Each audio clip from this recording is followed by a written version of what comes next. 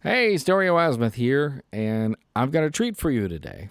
I'm going to be talking about one of my legendary amps that I realized I haven't talked about, and now I'm kind of forced to because I'm getting rid of it. It's going on to its new owner, so I have to do a video on it, and I wanted to talk about it. It's a very legendary solid state headphone amp that some of you may be familiar with, some of you may not. And I'm going to try to, talk about the history of this amplifier and talk about sort of its legendary status because it kind of set the bar for a solid state headphone amplification, in this hobby. And still today is still very like a sought after amp. It was made around like 2014, 2015. I mean, I've had this amp since 2020. It's now 2023, and I've enjoyed it immensely. It's a wonderful amp. It sounds great at just about everything I throw at it, as far as headphones or sources or whatever. Like you can't do wrong with it. It sounds fantastic, and it's about one of the amps that's like you can have this amp and be like, this is about the only amp that you need because it's truly sort of like really high up there, sort of fantastic amp. And what I'm talking about is the Eddy Current Black Widow. And this is the Black Widow 1. There was a Black Widow 2, which I'll talk about in a little bit, but there's only about 10 of these that were ever made by Eddy Current. And I'll get to that reason and also a little bit, but this the Black Widow 2 is actually the same exact amplifier inside. The only thing is the power supply is internal as opposed to external. Like this is just the amp. So if you look, we'll just go over the quick controls right quick. You have volume here. It's an Alps RK27 pot. You have balanced and unbalanced, but the balanced and unbalanced, like the unbalanced is just there out of convenience. It's not really going to give you a balanced sound. Like it's the same thing out of the unbalanced. So, but it's nice to have there for convenience because a lot of my cables are balanced cables. In the back, you have the inputs over here. So you have left and right, and then you also have a loop through. So if you want to plug in like another amp, so it's not really going to act as a preamp. It's just like extending your input to like something else. And then you have, this is where the balanced power supply comes in. So you see there it says pin 1 is ground, pin 2 is positive 24 volts, pin 3 is negative 24 volts. So you had to get the external power supply. Or you could just run it off of a wall wart, which there is a handy dandy switch on the side here. When you do run it off a wall wart, that you can use it. I wouldn't really recommend it, and we'll get to that in a little bit. But you also see the red bottom. So the original amp was supposed to be called Red Top, and these came back painted. You can see the back is kind of, if I can get it in the light, I got it in the light correctly, the orange peel that's on the paint. So it didn't look, that wouldn't really look great for a top. So what they decided to do, instead of scrapping it and resending it, and I gotta turn off my phone, and redoing the metal and redoing the paint, they decided to just rename the amp to Black Widow instead from Red Top. So kind of makes sense. I mean, it's a great marketing idea from the Red Top. Now, if we look at, I went back to the web archives to look at like some sort of specs on the amp that they provided from the website. So let's take a look right quick. So here in that they're specifying, the Red Top specifications were, it's down 3 dB at 0.5 hertz to 400 kilohertz. So that's the frequency response. Like, or maybe that's a 0.5 hertz plus or minus. I don't know. No, that was 0.5 hertz to 400K is the like minus 3 dB. Not plus or minus 3 dB, but minus 3 dB. 1 watt into 100 ohms. So 100 ohm connection would give you 1 watt. 600 milliwatts into 300 ohms. Distortion 0.008%. Any frequency or level clipping, driving 300 ohms.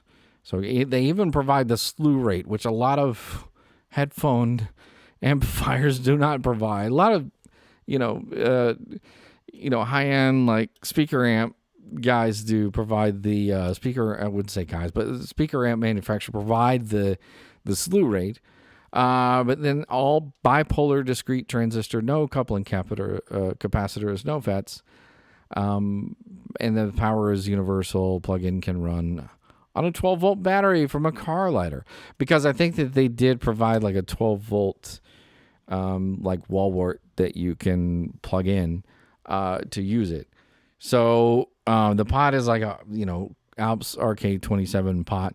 And Eddy Current was known for making like tube amps. They made a lot of tube amps. But there was a far cry for, something solid state, something that you could be more reliable, something that could be, faster or whatever. So that's when they sought out to make the Eddy Current amplifier. So yeah, I think that it's a push-pull, like Class A, like amplifier that really, really sounds great. They do everything correctly, and everything that they set in there, like no FETs, all bipolars. That is all very true. I've all looked at them. The inside is very true. They use it's used as standard like DC coupling. So they use like a op amp to remove the DC bias, like a DC servo. And then the difference between this and the Black Widow 2. So there were only like 10 of these ever made, like I said. There were, maybe I said that, maybe I didn't, but yes, there were only 10 of these ever made. Of the Black Widow, this is referred to as the Black Widow 1. So the story goes that like these were made, but then there was a push to have everything all in one box. And there's a cloud going over. It's very dark. So they decided to redo it, put it all in one box. And since they were putting it in one box, they got rid of the 12-volt option.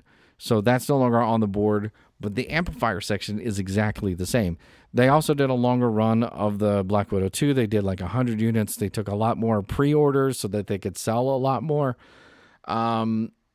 And so the power supply of the Black Widow 2 is basically on board.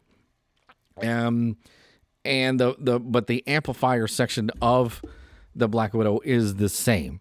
So really a Black Widow 1 and a Black Widow 2 essentially are the same exact amplifier, just different ways of powering it, either the external power supply or the one that's internal.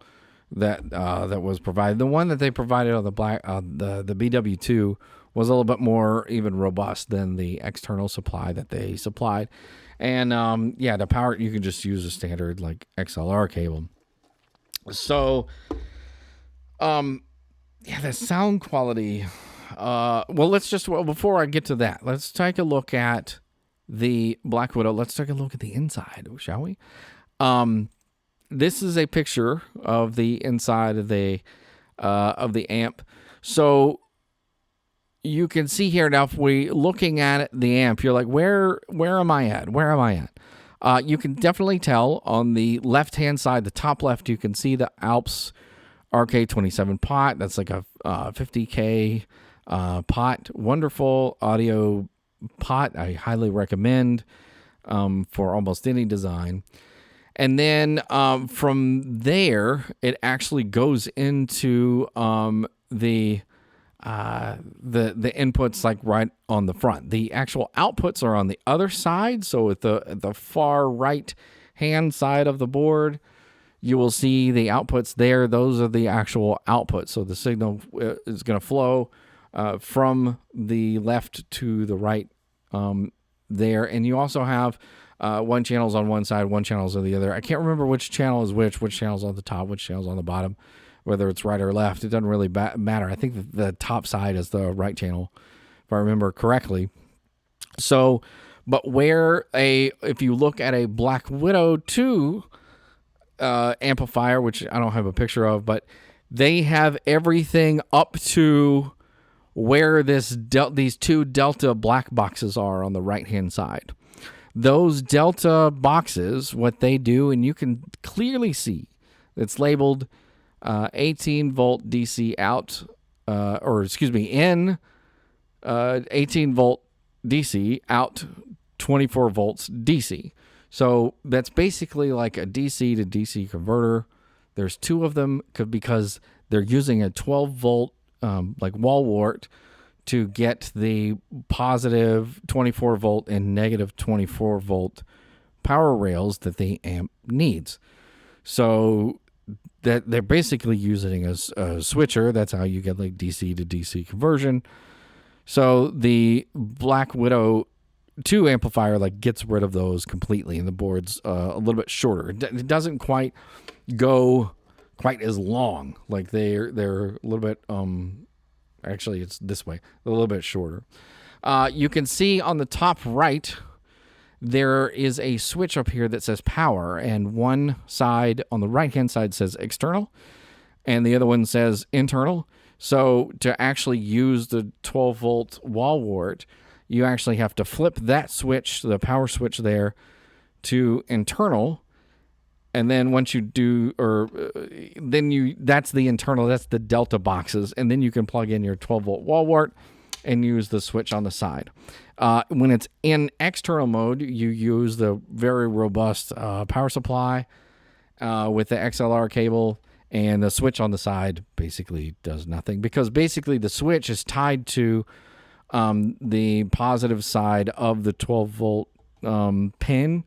So if it's not connected to anything on the power side, it really doesn't do anything. But you still need, if it's going to be plugged in with the wall wart, you still need a way to turn on and off the amp, right? Because usually with a power supply, you don't want a power supply to be on without a load, without something like another board powering it.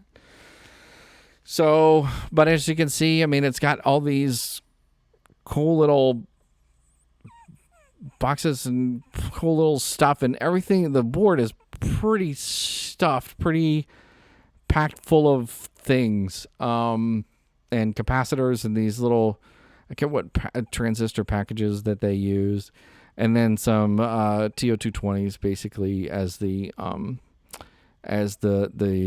output here. It's probably like a Darlington pairs, but probably what they would do with it. I think that's how it's configured. But still, it's a wonderful, wonderful amp. And the things about it, about the actual sound of the amp, if you want to know, and I should hide that box, is basically it has a very tube-like sound for a solid state amp. There is some bloom and some bottom end that goes on. It has some nice warmth on the lows. It does still have quickness and speed on the top. It still has some solid state flavor to it that doesn't sound slow or behind. There is some width and head stage, so that's another thing it kind of brings from the tube world of things, is it encompasses you. It has this very wide, very open sort of soundscape that you don't really get a lot with solid state amps. And then of course the layering that it does of all the different the very uncongested sound, where you can hear very complicated passages and pick out those little things that are going on in between. And it also has a lot of power. I mean, like I said, it says 600 milliwatts at 300 ohms, which, for most Sennheisers, HD 600, HD 650, HD 800, whatever, 300 ohms, that's enough power. I felt comfortable plugging in to that. But I also have Odyssey LCD 2s, the pre-phaser ones, and they, I mean, it powered those just fine. I mean, it sounded great with those. It sounded fantastic. Gave them enough power. Bottom end maybe slightly a little bit behind, but the LCD2s are kind of thicker sounding. So it really fit that amp very well. A lot of good synergy happening between those two things, because it still had a lot of power at lower at the lower end of things, like the lower my mind is failing me. The impedance, like the lower impedance of planar headphones. So yeah, because I'm sorry, there's just a lot that I wanted to cover with this amp, because I think that it's just a great amp overall, and you'll hardly ever see these come up for sale, hardly. And I'm seeing less and less people selling even their Black Widow 2s, even their there's about 100. There's only 100 out there. And I'm even finding that on the forums on Headphone and elsewhere on SBAF, there's not that many people willing to part with theirs once they have it, and once they have sort of climbed the ladder of oh, I've got this amp and that amp, and they start with stuff and going up and up, and they go, okay, this amp is so good, this is just where I'm going to land because it is so great.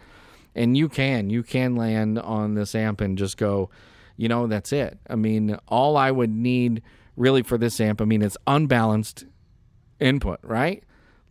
I could go with the Modi multi-bit and this and just HD 650s and just be fine and dandy. Matter of fact, that would make a killer desktop setup, because really that's about all it takes.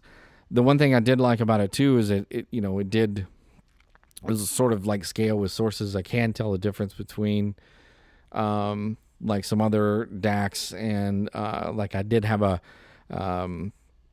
Ignis rail plugged into it, and it brought out a lot of great details. And I've also had my Modi multi-bit plugged into it, and I've had other amps like a Modi 2, an old Modi 2 plugged into it, and I mean it would sound sort of as expected, basically. Nothing was, I mean it brought out as much details as you can input into it. So I mean, the only thing about it is, as you scale up in DACs, they started a Ignis rail, or however you want to say it, whatever, those are mostly balanced out devices. So I think that's the only sort of limiting factor of it, is that it's unbalanced. But I mean, even a Bifrost 2, the unbalanced outputs are fantastic, and you can use it with that just great. Even the Black Widow 2 only unbalanced inputs. There was a plan, I think, early on with the BW2s to put sort of a balanced to unbalanced converter inside, put a Cinemag transformer already inside the box, to where if you did use a balanced input, it would just use the transformer and then give you the unbalanced input into the amp. I think that idea was scrapped either for room or for cost or for whatever reason. So you saw back on here, the Red Top went for $800 plus shipping. I looked up the BW2s; those went for $1,250 with everything included. I think mostly because it was in a bigger chassis, and it had a power supply all built into it and stuff like that. So, and if you have one, I mean, just know all of that. And if you have one of these, I mean, consider yourself very lucky. 1 of 10. They're not serialized, no serial number, nothing on it. I don't know. I can trace this this model back, this particular one of ownership, just by asking the previous owner where they got it and who they got it from and who they got it from. And they're all members on Superbass Audio Friends, but not everybody can sort of say that. So yeah, a lot of people when they have these type of amplifiers, they tend to like take care of them very well, and tend to like just listen and enjoy them for quite a bit of time. And that's why like this amp has had probably 4 or 5 owners since it was made back in like 2015 or probably like 2013 or 2014. So 10 years, like 4 or 5 owners. That's about a new owner every couple of years, I guess. So like I said, it's about time to move on. But I just absolutely love this amp, and if you ever get a chance to hear one at a show, somebody happens to bring one of theirs at a personal show, do check it out. And if you are like looking for that type of sound where you're looking for more like bigger sort of tube like solid state experience, then I would definitely jump on one, because if they're on sale, they usually go pretty quickly. So anyway, I'm going to say we're going to wrap this up and send it off to his new owner. And then we'll have some other amps to enjoy. So looking forward to that. Looking forward to see you guys later. If you have any stories or want to talk about your Black Widow, please, hit me up in the comments. I'd love to hear about it. We'll talk to you guys later.